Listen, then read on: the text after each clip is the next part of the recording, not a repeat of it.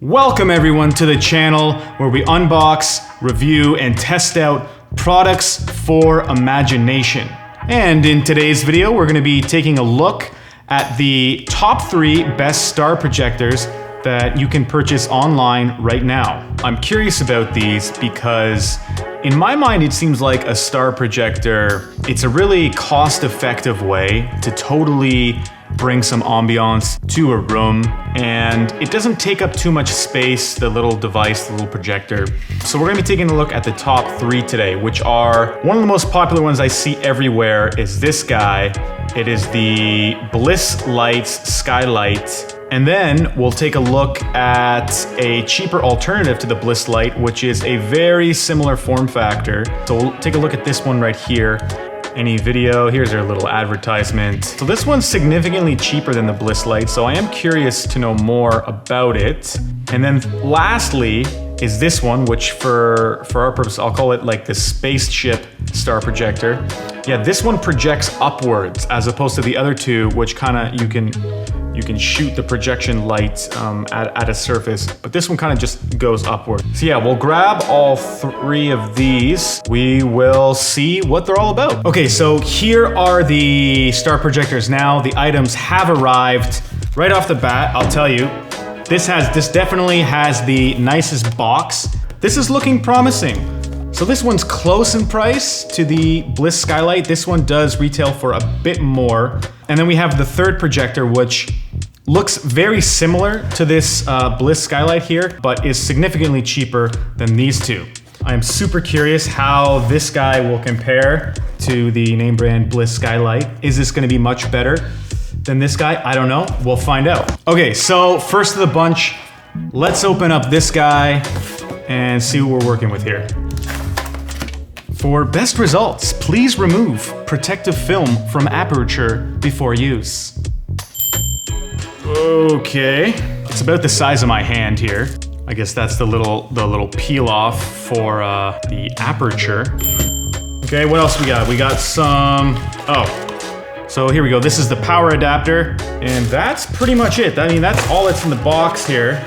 Okay, so that's the Bliss Skylight. We'll get this documentation out of the way. So I want to unbox this bad boy next. So again, instruction manual, the projector itself, USB. I don't see any buttons on this thing, because maybe it's a touch. We'll find out when we plug it in. You can see the size difference. We have the last one here. So this one's a little bit of a different style.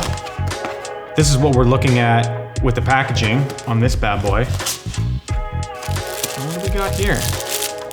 Oh, this one comes with a remote, USB, and here's this projector. Okay. So I was curious about this one. It was similar in price to the Bliss Lights, but it was a totally different style, and it plays music. Probably gonna not be so great. the speaker, I can't imagine the speaker being any good on this. So I guess, hey, did it come with a adapter? A power adapter? I don't think it does. So this guy doesn't seem to come with a USB power brick. Make of that what you will. So yeah, this one has like a bunch of buttons and stuff. Bliss Skylights here have these nice tactile big buttons. This guy, cheapest of the bunch. It has these kind of like, I assume they're gonna be like touch buttons. First and foremost, let's see if they turn on, right? Okay. This one has so many features that, I don't know, like how good could it be if it's trying to be a speaker and a light show and a laser show and all these things, right? Like, this is the most expensive and it does the least, but it probably does those things it does the best. Does that make sense? Okay, it did turn on. I do see a laser. Whoa. The thing with light is we don't actually see light until it hits a surface, until it hits an object, right? The same thing applies with lasers. You can actually see the beams of light if the beams of light are hitting something. So that's why at concerts and stuff like that, they fill the room with smoke and then you can actually see the laser beams. So I think that's a side note, pretty cool. Let's see if that works. Let's shut off our lights here and see if that works. Oh yeah. I mean, I see them. The camera's not really picking it up. Hold on, let me shut off all the lights.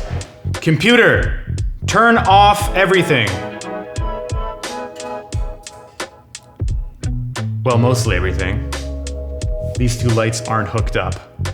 But for the sake of pretending, I can see the small laser beam lights here. You guys can kind of see them.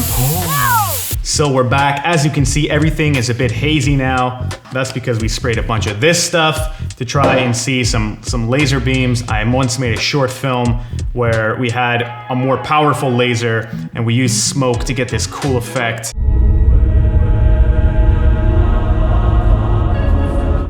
But yeah, that was, this is kind of first impression kind of stuff. Let's give everything a full and formal review right now. So what we're gonna do with this setup here is we're gonna test the capabilities of each one of the star projectors from the same distance onto this gray backdrop here. And what that's gonna do is it's gonna allow us to gauge the brightness level by using the camera as a tool. So I'm gonna leave the camera settings the same through each, see what different effects they have, see what they can do. Let's take a look. So turning on the Bliss Skylight. I think everything is static in this first mode, it looks like. Okay, we click the button again, and now we see we're having this sort of fading effect. Okay, the next mode seems to just turn it off, it looks like. This looks to be like just the graphic. Oh, okay, and we can make the, I guess we can make the pattern move on all those modes. Oh, the lasers rotate too, look at that. Oh, the last button is the brightness level of the whole thing, I assume. Okay, let's take a look at the next one here. So basically compared to the Bliss Light, this one adds a moon graphic at the top, I guess printed in there with the lasers. I don't know if that's a deal breaker or if that's actually a nice finishing touch, but it's there with the lasers. This button turns off the stars, the laser stars, and it has additional colors, and it has a battery.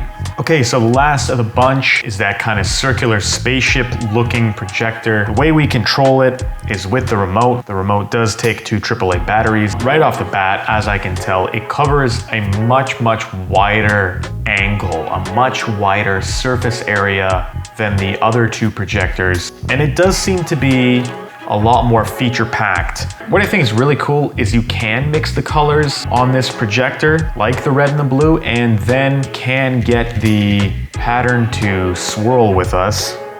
Okay, so here's a side-by-side comparison of all 3 star projectors. They've all been shot with the exact same camera settings. And from this analysis, we're able to see the different patterns the projectors put out. As well, it's very telling from this shot, from this analysis, that the Bliss Light is by far the most powerful in terms of light output. So take that into consideration when purchasing, as the other 2 basically get washed out if you're not pretty much in a completely dark room. Okay, so for these final shots, we have these star projectors now being used in a practical environment, such as a bedroom or a living room. As these shots are playing, I'll give you the overview on what I think about each one of the projectors. Okay, so starting off with the Moon Graphic star projector, obviously the main thing is it has a moon graphic that's tied together with the lasers. It can do a red, green, or blue pattern, or it has that additional color cycle mode where it will flash through all the color modes and add a couple more mixed colors. It does have a built-in battery, which I actually found to be quite handy, quite useful. I wish all the projectors had the battery, but just this one does. And of course, all 3 projectors have the ability to isolate the lasers themselves or isolate the light pattern if you prefer that, or you can stop the motion, the movement on any of these modes as well. So for the Bliss Skylight, in my mind, it has one of the cleanest looking patterns. It has a mode where you can fade the patterns in and out. It also has tactile buttons, which make it super simple to use in the dark. As well, you can control the light output brightness if you'd like to dim it a bit if it's too bright on its default mode. Okay, and lastly, we have the Spaceship or the Starship light projector, as I've been referring to it. So this is feature-packed with a ton of different color modes. You can combine any variation of red, green, blue, or white, or you can fade through different color modes. It also comes with a remote, which is necessary to actually control the light show and change the settings. It takes 2 AAA batteries, not included. It has a wide projection angle that will cover a large surface area, but you'll have to keep it in the center of the room or the center of wherever you're wanting projecting to, because it does project upward. And lastly, both the Starship projector and the Moon Graphic projector both have this sound reactivity mode, which is pretty interesting. So how this works on the Moon Graphic Star projector is it'll be completely off, and then when it hears spikes in volumes, such as bass or beat hits, it'll flash the light, which basically works like this.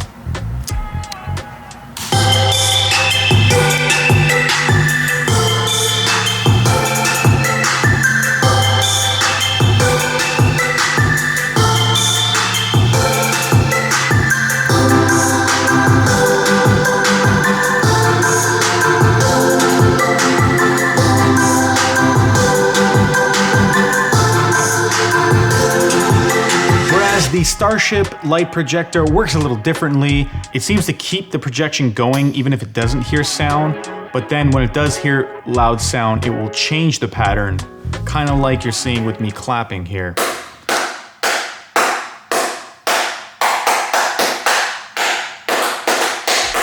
In both projectors, I found what was similar is that it didn't actually trigger the sound reactivity unless the music was super loud or you were right beside the speaker.